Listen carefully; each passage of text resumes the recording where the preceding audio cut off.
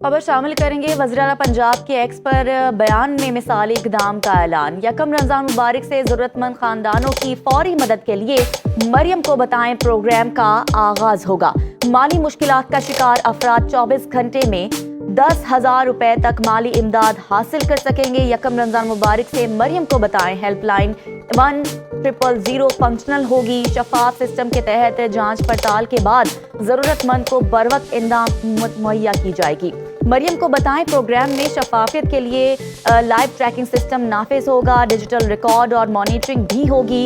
PSER में registered दरख्वास्त गुजार को मरियम को बताएं प्रोग्राम के तहत माली इमदाद 24 घंटे के अंदर ट्रांसफर हो जाएगी।